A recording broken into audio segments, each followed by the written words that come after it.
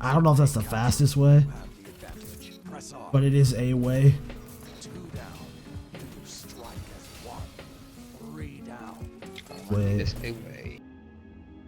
When it comes to Destiny 2 content on YouTube, some of the best content comes from one of my favorite content creators, Astacross Gaming. Now, Astacross does a lot of different type of content, whether it's PvE or PvP related. He's always constantly making update videos about the game, about the ecosystem, about everything. Some of my favorite content from him are his build videos. Now, builds are something very rare in Destiny. There's nothing really you can do. Builds are more synergy based, and there's not a lot of synergy when it comes to exotic weapons and armor in Destiny 2, mostly because the armor is kind of poop. It's not really a problem with the weapons. The weapons are interesting enough, but the armor really isn't that significantly different than regular legendary armor, other than one or two little things. So when he started making these build videos, I was really interested and started watching, and the more and more I watched him, the more and more I wanted to test these builds out myself. And the more and more I tested out these builds myself, the more and more I wanted to make videos on them, and then the more and more I did that, the more and more I really wanted to make my own type of builds to put up on YouTube. Now, yeah, I do want to do some of the builds he had, because some of them were really interesting to try out, but this one, I actually found by myself. Now, this build kind of fell into my lap while playing Destiny 2, and I actually happened to get a new Forsaken exotic. I don't know what it is this week on my Hunter, but his RNG has been top tier perfect. I've gotten 3 new Forsaken exotics on my Hunter, and only one of them was a milestone. It's just so weird. I've never had this happen to me. The build I'm talking about is Le TOXIQUE Hunter. Now, this one, you're going to need 3 things. A Nightstalker Hunter, the exotic bow, the Le Monarque, and the Oathkeeper's exotic gauntlets. Now I didn't figure this one out until I got these, but the Oathkeepers are pretty vague and actually do a lot more than they say in their exotic perk. Its exotic perk reads, bow charges can be held indefinitely. Now that is 100% true, but when you say bow charges, you don't tend to think farther than holding back the bow and continuously holding it back, because that is a bow charge. But when in reality it does do that, but it also keeps the perfect shot. Now somebody's going to ask, what is the perfect shot and what does that exactly mean? Well, the perfect shot is a point from drawing your bow from regular all the way back. There's about 2 or 3 frames where your bow gauge will glow, and that means your bow is going to do maximum damage. To the head, to the body, it's going to do as much damage as it possibly can before it starts to decrease and go down to normal, regular, non-fully charged bow damage. The best part about these gauntlets is when you pull back, it keeps that charge, meaning as long as you hold back after you get the perfect shot, it holds that perfect shot. So you either undraw the bow, shoot the shot, or just, switch weapons or whatever. You get the point. Once you pull it back, you have that perfect shot until you shoot it or just get rid of it in any way. Now, if you don't get where I'm going, you'll understand it once I talk about the Le Monarque exotic bow. Now, this bow is very special because 1, it looks really cool, 2, it works really well, and 3, it's exotic perk. Arrows fired quickly after a full draw become poison arrows. Full draw is the perfect shot I was talking about. I just said perfect shot because it just rolls off the tongue faster. Precision hits with poison arrows spreads poison to nearby enemies. So with this bow, you can't just shoot arrows and constantly get poison until you equip the Oathkeepers. If you don't understand what I mean by that, here's what I'm talking about. Alright, so if I'm correct, I can draw this. Let's wait till like 9:25, because this might be broken. And you're poisoned. So these gauntlets make it so you can hold this and constantly have poison, no matter how long you wait, as long as you don't undraw the weapon. This might be the most OP combo that nobody's talking about. Poisoned. Why did you punch me twice? What kind of stupid shit was that? You are the worst tester. I have an arrow in my face, bro. I feel like it's a trick. But you're not dead. You prick. Got an arrow on my face. Shut the fuck up and come here. It's not aesthetically pleasing. I don't give a shit. Because I want to see if you wait a full 10 seconds. So when it hits, what is it, 31? No, not 31. Fucking, whatever. I'll do it from now. When it hits 30 seconds, I'm hitting you with this thing.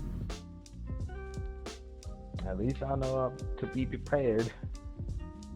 1 and 30. Yep, that's pretty stupid. So yeah, constant poison. I think I could do some shit with this. So I thought to myself, this is nasty. This is just perfect. You can consistently have poison shots no matter where you go as long as you had your bow drawn. And I thought to myself, how can I utilize this and make this the most broken, OP, like just nasty, disgusting loadout I can? Once I paired them both with top tree, Nightstalker. Now I know what you're thinking, middle tree is way better for this, but this loadout is all about fun. There's no way this is going to be a competitive loadout. It's not as useful as you think. It's way more fun to just use this as a stupid fun loadout, sweaty loadout. It's an OP fun loadout, not an OP sweaty loadout. So using top tiers, Nightstalker was actually perfect. Not only did I get the tether that made it so all damage was shared across anybody trapped in my tether, I had poison arrows, and I had the chance to double poison them with poison clouds as long as I hit crits. And on top of that, I had invis from my roll. I could see them through walls if I shot my tether around a wall and then waited. Then I have a snare bomb that I have that if I put on the other end of the map, they think I'm behind them, when in reality, I never moved. So everything about this made me a poison spewing hunter ready to find my prey. Now I wanted to be that, I just wanted so bad to pair this with a hand cannon. I tried my best, but Duke, the best hand cannon I got, just wasn't helping me in those close range fights. Once they get too close to you, they're already in shotgun range and you're already dead. But the second I paired this with my Parcel of Stardust, not even a god roll, but still was able to pump out kills. The second they got close, they expected me to go for my bow shot, which that'd be really stupid. I don't know why they always thought that. But the second they got close, the Parcel of Stars was a perfect cleanup. Possibly one of the most fun and stupid builds I've used in a long time, and I definitely plan to revisit this and see what it's like after the next patch on the 29th. Hopefully this build stands the test of time, because this is just really fun to use. Now there are things I want to say, like I was using a sword, which I never do. I got bored and I put a sword on. I actually had a lot of fun. Invis sword actually came in clutch a couple times, and I was really surprised about that fact. And also, I'd like to see someone else build this build up, because I don't have that good of a roll on my Oathkeepers. There's no bow target, or not bow target, there's no bow ammo, there's no bow like stability perks, I don't really know, but I really want to see somebody deck this thing out with mods. I'm thinking 2 super mods, 2 melee mods, and then a class ability mod for the roll to continuously have invis rolls, and then to always have a smoke, and then to get your super faster, or maybe like 3 super mods, a melee mod, or 3 super mods and 2 melee mods. Maybe that would be better, but I'm not stacked when it comes to mods. Ever since Forsaken came out, I have had 0 mod materials and I've had 0 mods. It hasn't been fun. The only character that has more than 1 super mod currently is my Warlock, and that build doesn't really work for you since I need Oathkeeper, so I don't know.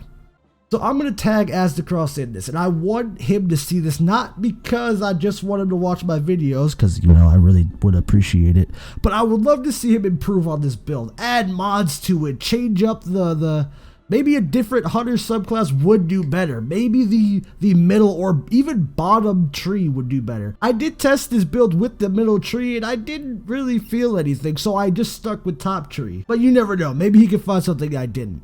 So Guardians, that's all I got for you today. Really, this build is a lot of fun. If you have Oathkeepers, if you have Monarque, and you have a kinetic shotgun that you can trust your life with, I would suggest this build. And quick play, it's a lot of fun to just continuously spam poison arrows. I had a Warlock like try to hide from me, and I just continuously tagged his like foot with a poison arrow until he just, you know, inevitably passed out from the amount of poison gas sprayed in his face.